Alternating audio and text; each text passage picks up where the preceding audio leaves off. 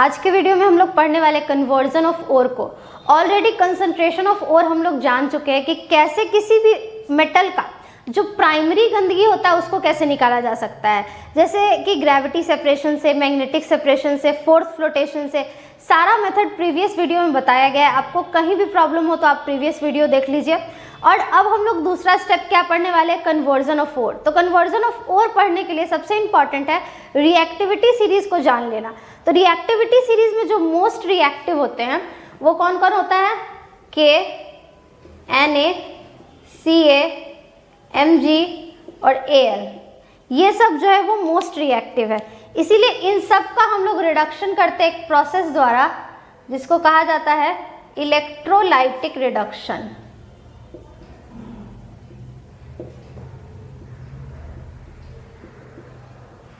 दूसरा जो moderate reactive आएगा यानी इसके बाद, तो इसके बाद आता है Zn, Fe, Sn, then Pb।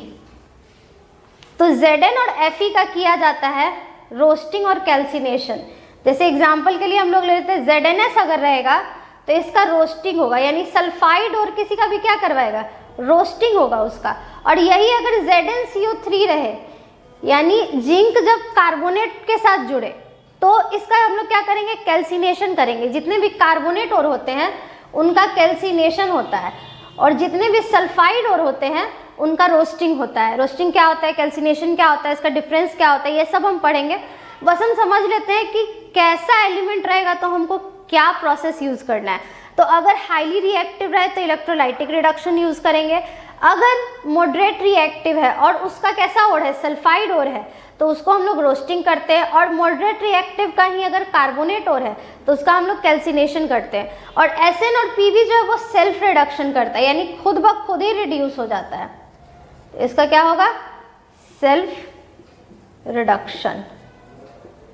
ठीक है, अब आगे चलते हैं। क्या होगा आगे, जो लीस्ट रिएक्टिव होगा उसके बारे में हमको देखना है। तो जैसे लीस्ट रिएक्टिव के H के बाद जितना भी है, H, Cu, Hg, Ag, Au, ये सब क्या आता है, लीस्ट रिएक्टिव में आता है, जिसमें से Ag और Au जो है वो नेटिव स्टेट में पाया जाता है। नेटिव स्टेट कहने का मतलब कि ये कंबाइंड फॉर्म में नहीं पाया जाएगा, यानी इसका ऑक्साइड, इसका कार्बोनेट, इसका बाइकार्बोनेट कुछ भी नहीं पाया जाएगा, क्योंकि ये किसी के साथ रिएक्शन परफॉर्म करेगा ही नहीं। ऑक्सीजन प्रेजेंट है, कार्बन प्रेजेंट है, फिर भी वो उसके साथ रिएक्शन परफॉर्म नहीं करेगा, जिसके कारण Ag और Au क्या होता है, नेटिव स्टेट में होता है, ऑलरेडी ये फ्री होता है। ठीक है, ऊपर अगर हम बात करें कॉपर का और मरकरी का, तो ये दोनों का क्या होता है, कुछ और होता है जिसको हम लोग इसका रिडक्शन करते हैं, रिडक्शन बाय हीट, जिसको कहा जाता है पायरोमेटलर्जी।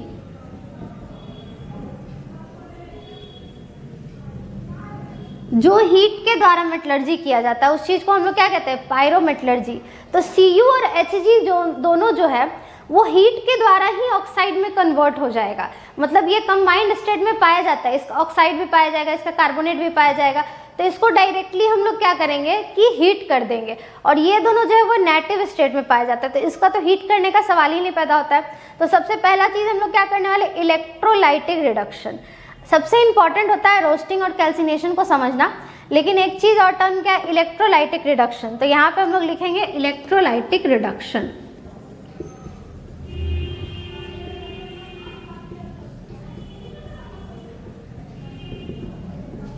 इलेक्ट्रोलाइटिक रिडक्शन का अगर हम बात करें तो यहाँ दो टर्म है, इलेक्ट्रो और लाइटिक।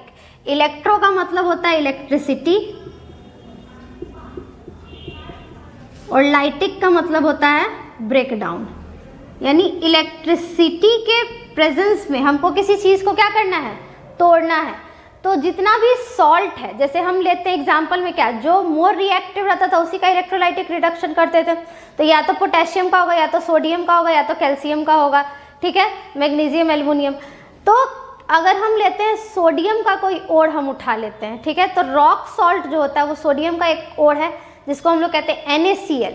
तो अगर हम NaCl को लेते हैं तो इसको लिखने के लिए क्या लिख सकते हैं, in molten state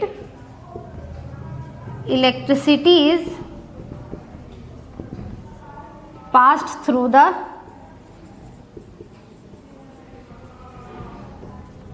salt solution, यानी इलेक्ट्रिसिटी जो है वो सॉल्ट सॉल्यूशन से क्या किया जाएगा, पास किया जाएगा। जैसे एक सॉल्ट सॉल्यूशन हम लोग क्या लेते हैं, NaCl।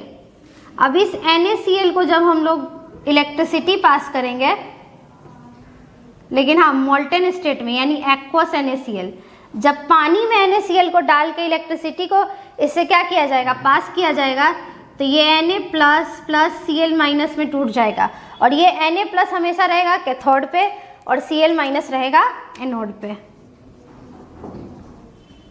At cathode at anode, इस तरह से हम लोग इसका रिडक्शन कर दिए। कैसे, इलेक्ट्रिसिटी को पास करके हम लोग को जो चाहिए था सोडियम उसको निकाल लिया और क्लोरीन जो था वेस्ट मटेरियल में ले लिया, उसको हम हटा दिए।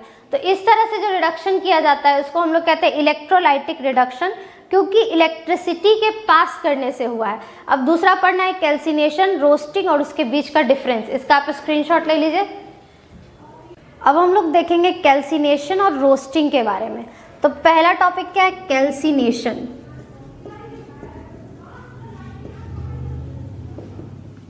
It is a process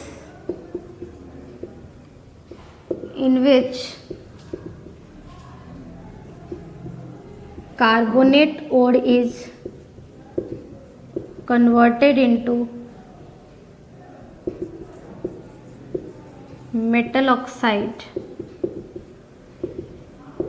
in the absence of air। यानी एयर के एब्सेंस में किसी भी कार्बोनेट ओर को हीट करके जब मेटल का ऑक्साइड बनाया जाएगा, उसी प्रोसेस को हम लोग क्या कहेंगे, कैल्सिनेशन। इसको देखने के लिए हम लोग एक एग्जांपल से समझ सकते हैं। जैसे हम यहाँ पे एग्जांपल देते हैं ZnCO3। तो ये जिंक का क्या है, जब जिंक के साथ कार्बोनेट लग जाएगा तब ये क्या हो गया, कार्बोनेट ओर हो गया इसका। अब इस कार्बोनेट ओर को हम लोग क्या करने वाले, हीट करने वाले, वो भी एब्सेंस ऑफ एयर में। तो जब इसको हीट किया जाएगा तो इसका प्रोडक्ट क्या निकलेगा, ZnO प्लस CO2। 3 ऑक्सीजन था, एक ऑक्सीजन किसके साथ आ गया, Zn के साथ, और फिर ये क्या हो गया, CO2। अब इस ऑक्सीजन को हटाने के लिए, क्योंकि हमको तो सिर्फ Zn चाहिए था ना, तो इसको हटाने के लिए हम लोग कार्बन के द्वारा इसका रिडक्शन करवाएंगे। मतलब ZnO प्लस C यानी कार्बन। तब इस प्रोसेस को कहा जाता है स्मेल्टिंग। और स्मेल्टिंग के द्वारा क्या किया जाता है, Zn का जो ऑक्साइड था उसको डायरेक्टली कन्वर्ट कर दिया जाएगा, किस में, सीधा Zn में कन्वर्ट किया जाएगा। और इस प्रोसेस को हम लोग कहेंगे स्मेल्टिंग। जब रिडक्शन कार्बन के द्वारा किया जाए तो उस प्रोसेस को क्या कहा जाता है, स्मेल्टिंग। अब अगला क्या है, कैल्सिनेशन में कार्बोनेट ओर को ऑक्साइड में कन्वर्ट किया जाता था और CO2 बाहर निकलता था। अगला प्रोसेस क्या होगा, रोस्टिंग।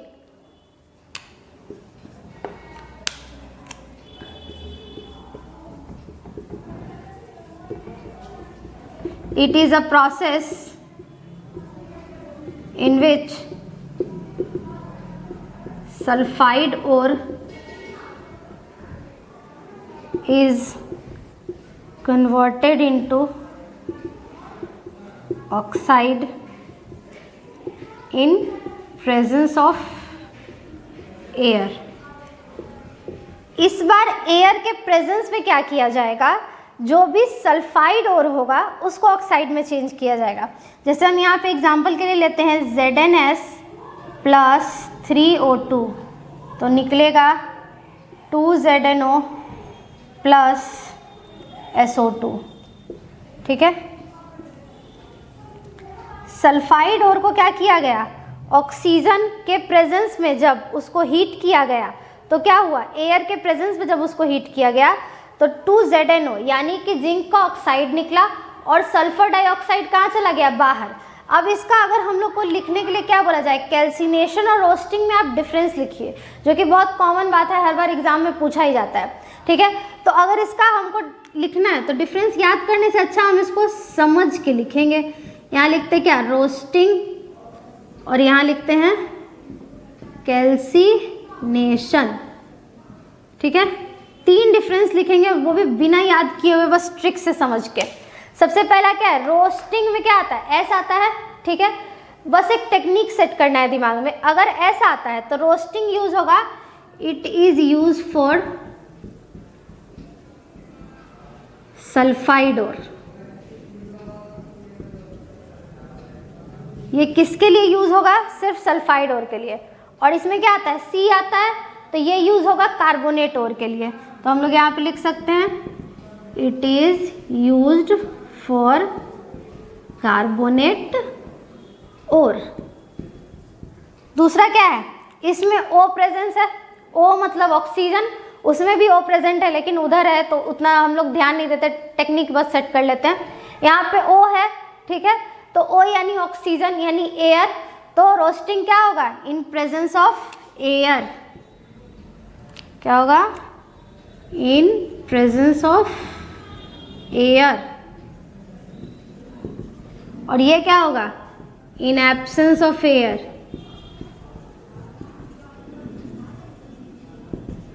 लास्ट क्या है? अगर इसमें S है तो पक्का SO2 निकलेगा, जैसा हम लोग निकाले भी थे ZNS के केस में। और उधर C है तो CO2 निकलेगा, ठीक है। तो थर्ड ट्रिक क्या हो सकता है? थर्ड डिफरेंस अगर हम लोग लिखें, इट लिबरेट SO2। और यहाँ अगर लिखे फोर्थ में तो क्या, इसका थर्ड लिखे तो क्या हो जाएगा? It liberate CO2। तो ये तीन डिफरेंस बिना याद किए हुए हम लोग याद कर सकते हैं, क्योंकि यहाँ S है तो सल्फाइड ओर के लिए होगा, क्योंकि यहाँ C है तो कार्बोनेट ओर के लिए होगा। और ये क्या कर रहा है? ये प्रेजेंस ऑफ एयर में हो रहा है, दूसरा एब्सेंस ऑफ एयर में हो रहा है, यानी एक में एयर का रहना जरूरी है, दूसरे में एयर का रहना जरूरी नहीं है। थर्ड और लास्ट क्या है? इसमें SO2 निकलेगा क्योंकि सल्फर था, और उधर CO2 निकलेगा क्योंकि उसमें क्या था? कार्बोनेट ओर था। इसका आप स्क्रीनशॉट ले लीजिए।